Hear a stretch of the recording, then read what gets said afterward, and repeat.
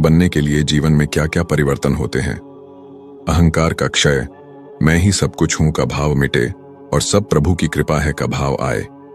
करुणा, सब प्राणियों में मां भगवान का ही अंश देखने लगे। श्रद्धा, चाहे सुख हो या दुख प्रभु पर भरोसा अटल रहे। वैराग्य, सांसारिक मोह माया को आवश्यक सीमा तक ही रखना और अंतर्मन को ईश्वर में लगाना।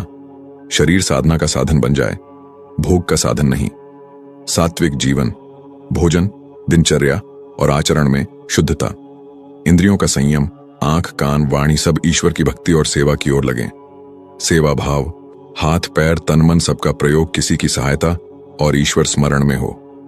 जब ये भाव आने लगते हैं तो व्यक्ति धीरे धीरे भक्त कहलाने योग्य हो जाता है। दुर्गा भक्ति में अमर भक्त।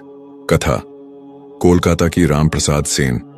रामप्रसाद सेन 18वीं सदी में बंगाल कोलकाता के पास में जन्मे।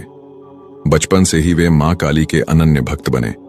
वे सरकारी नौकरी में थे पर मन काम में नहीं लगता था। दफ्तर की रजिस्टर बही में भी वे मां काली के गीत और भजन लिखते रहते। एक दिन उनके अधिकारी ने देखा कि सरकारी काम की जगह पूरी बही में सिर्फ भक्ति गीत लिखे हैं। गुस्सा करने की बजाय अधिकारी उनकी भक्ति से प्रभावित हुआ और कहा कि तुम्हें यह नौकरी नहीं बल्कि भक्ति के लिए जन्म मिला है।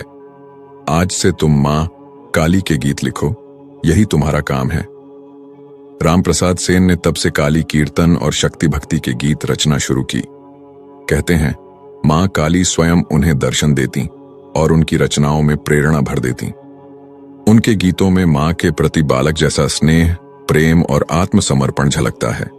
रामप्रसाद के गीत इतने मार्मिक थे कि सामान्य ग्रामीण स्त्री पुरुष भी उन्हें गाकर भाव विभोर हो जाते। आज भी बंगाल और असम में रामप्रसाद सेन के भजन शक्ति भक्ति के पर्वों पर गाए जाते हैं। रामप्रसाद सेन का जीवन यह संदेश देता है कि मां काली की भक्ति केवल उपासना नहीं बल्कि जीवन का संपूर्ण समर्पण है। सच्चा भक्त वही है जो अपने जीवन का हर कर्म ईश्वर को अर्पण कर दे।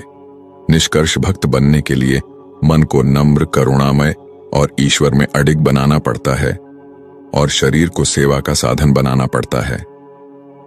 रामप्रसाद सेन जैसे भक्त अपने गीतों और भक्ति से अमर हो गए। उनका नाम आज भी दुर्गा काली भक्ति में आदर से लिया जाता है।